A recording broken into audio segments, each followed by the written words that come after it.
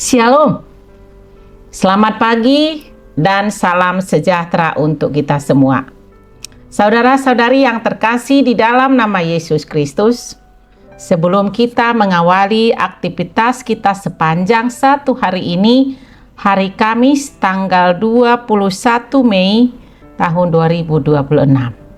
Marilah kita terlebih dahulu menerima sapaan firman Tuhan melalui renungan harian HKBP Sutoyo.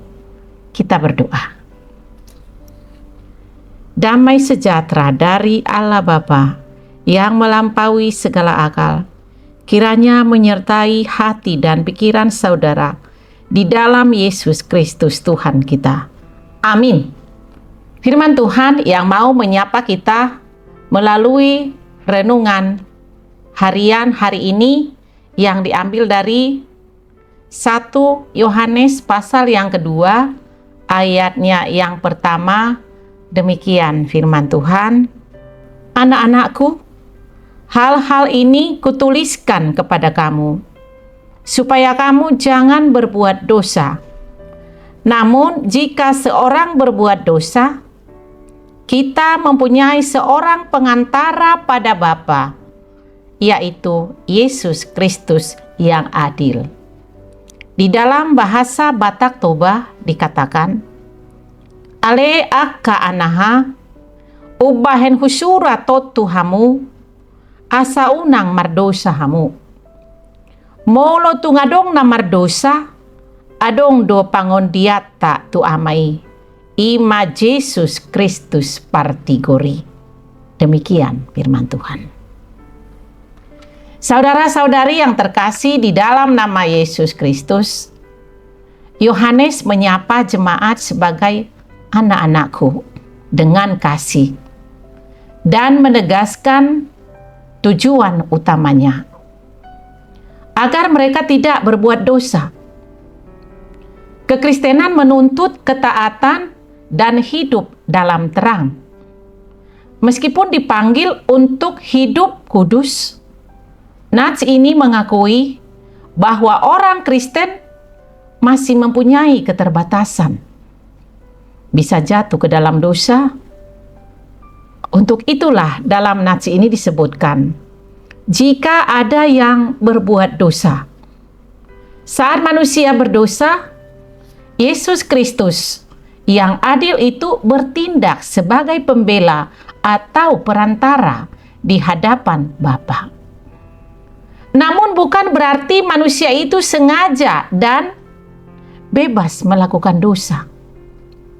Tetapi dia bukanlah pembela yang membenarkan dosa, melainkan memohon berdasarkan penebusannya.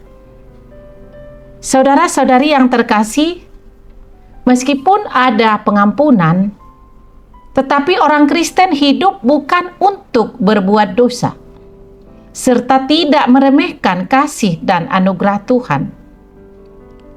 Oleh karena itu, Nats ini mengajak kita supaya jangan berlarut-larut dalam rasa bersalah atau dengan menyembunyikan dosa. Tetapi segeralah datang kepadanya mengaku dosa untuk mendapatkan pengampunan, karena dia adalah pembela kita. Ketaatan adalah tanda pengenalan kita kepada Allah. Dan ketaatan itu bukanlah beban, melainkan bukti kasih dan buah dari persekutuan kita dengan Kristus.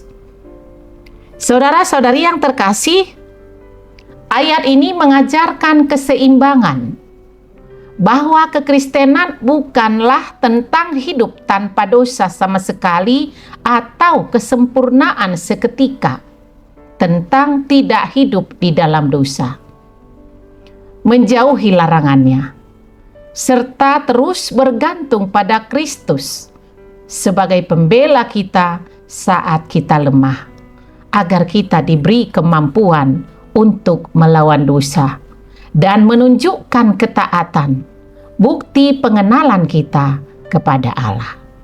Amin. Mari kita berdoa. Bapa Surgawi, terima kasih atas firman-Mu hari ini.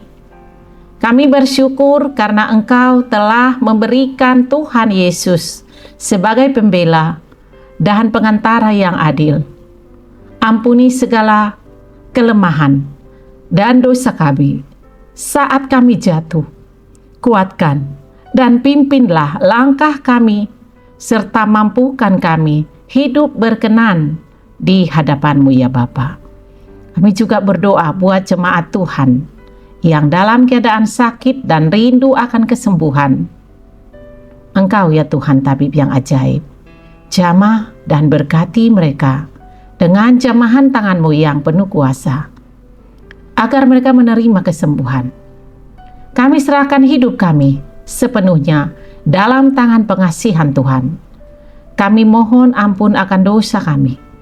Ampuni kami ya Bapa, agar kami layak di hadapan-Mu. Terimalah doa kami yang kami sampaikan dalam satu nama anak-Mu Yesus Kristus Juru Selamat kami. Kami berdoa dan bersyukur pada Tuhan. Amin. Saudara-saudari yang terkasih, selamat beraktivitas. Shalom. Salam sehat.